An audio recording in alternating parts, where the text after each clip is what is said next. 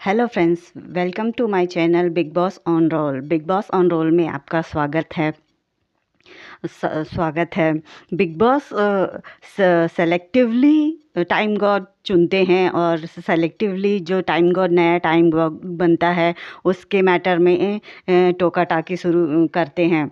जैसा कि आपने आज के एपिसोड में देखा कि दिग्विजय अपनी सभी घर वालों को ड्यूटीज बांट रहा था और वो अपने अपने तरीके से ड्यूटी अपना काम कर रहा था, लेकिन बिग बॉस हैं, उन्होंने उसके बीच में टोका टाकी स्टार्ट कर दी क्योंकि बिग बॉस देख रहे थे कि टाइम गॉड दिग्विजय और विवियन अविनाश और उनकी गैंग चुगली गैंग के अगेंस्ट उनके बीच चल रहा था।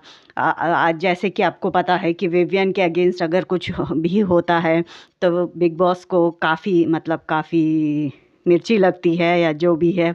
वैसा ही दिखाई दे रहा था। बिग बॉस ने दिग्विजय को गिराना स्टार्ट कर दिया क्योंकि ऑब्वियसली वो विवियन को हमेशा उठाने की कोशिश करते हैं क्योंकि दिग्विजय अपनी तरीके से डील कर रहा था, लेकिन बिग बॉस को उसे टोकना ज़रूरी था ताकि वो उसे दबा सकें।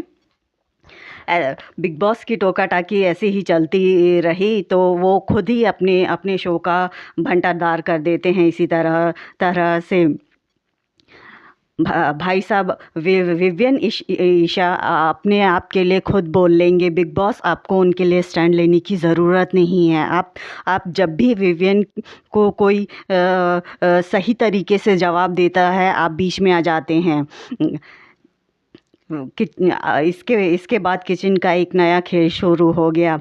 दूसरे दिन दिग्विजय ने एक नई बात रख दी कि जो 3 लोग घर का काम नहीं कर रहे हैं उनके लिए खाना नहीं बनेगा। वो तीनों अपने लिए अलग से खाना बना लेंगे। इन दिनों में विवियन अविनाश और बग्गा जी भी हैं। बग्गा जी भी अविनाश और विवियन की देखा देखी रिबल हो रहे हैं। उन्हें एक बात का बुरा लगा तो उन्होंने कहा कि मैं भी काम नहीं करूँगा। श्रुतिका के बारे में बात करें तो जब से कहा है कि श्रुतिका पॉलिटिक्स की तरह पॉलिटिकली खेल रही है, उसका पॉलिटिक्स और भी सामने आ रहा है।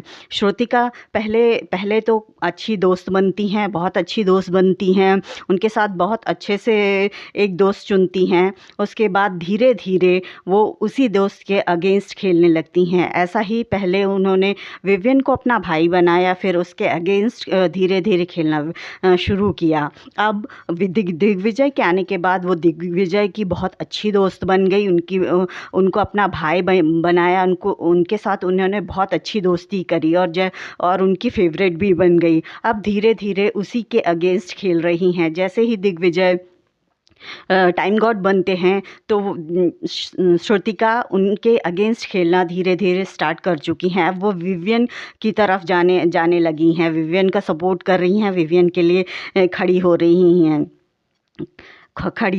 हैं।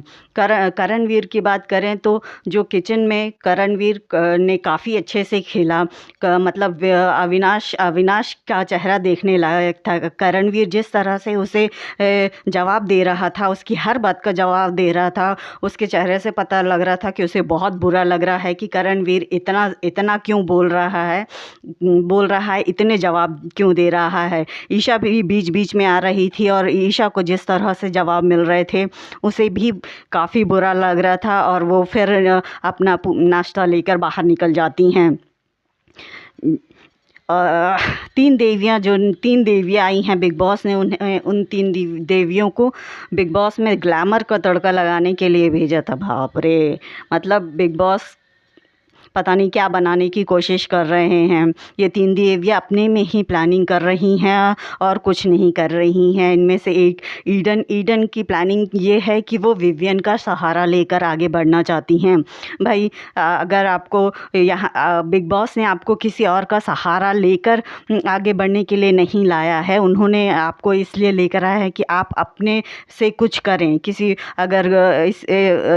और का विवियन का ही सहारा लेना तो विवियन तो ऑलरेडी ऑलरेडी घर में ही है ही, आपको लाने की क्या ज़रूरत थी।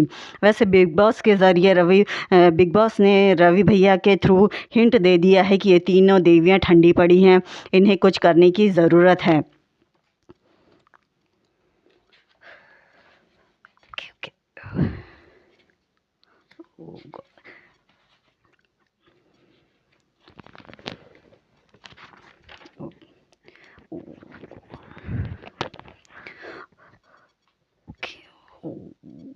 Okay, sorry sorry sorry. वैसे दिग्विजय काफ़ी उन्होंने अपना खेल काफ़ी अच्छे से स्टार्ट कर दिया है, अच्छे से खेल रहे हैं। अलग से ही ईशा एलिस और अविनाश एक अलग सा नैरेटिव बनाने की शुरुआत कर चुके हैं कि वो किसी और से इन्फ्लुएंस होकर खेल रहा है। ईशा की बात करें तो वो खुद तो कुछ करती नहीं है। अब जो अविनाश का टॉपिक होता है हमेशा उसी में ही उसका टॉपिक ऐड हो जाता है, वो उसी के बीच में जाकर अपने थॉट्स और अपनी बातें रखती है। उसे जो भी मिलता है अविनाश से मिलता है, ये भी एक तरह का इन्फ्लुएंस भी ही है। मतलब अपना किसी को दिखाई नहीं देता है, बस दूसरों के पास जाकर वो कमेंट करती है कि दिग्विजय डम है, उसे समझ में नहीं आ रहा है, पहले तो अच्छा खेल रहा था।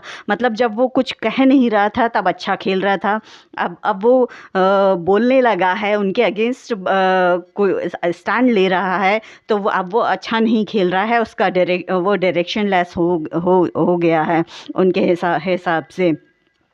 मतलब ये अविनाश, ईशा एंड एलिस और अविनाश, ये पूरी मतलब चुगली गैंग, बेसिकली चुगली गैंग, इन्होंने एक टारगेट अब सेट कर लिया है, टाइम गॉड दिग्विजय। वो उन चारों ने एक साथ होकर टाइम गॉड को अटैक करने की कोशिश की है, उन्हें डाउन करने की कोशिश में लगे रहे हैं। रजत दलाल मतलब काफ़ी चुप है, क्योंकि दिग्विजय को वो अपना भाई बता रहा है, लेकिन वो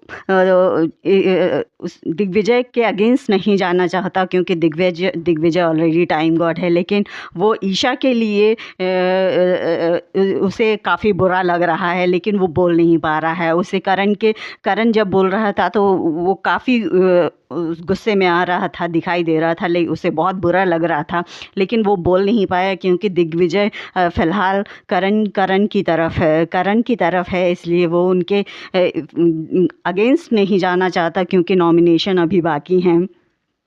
वो अपने आप को ऑब्वियसली नॉमिनेशन में तो सेव करना ही चाहेगा, इसीलिए वो दिग्विजय को कुछ नहीं बोल रहा है।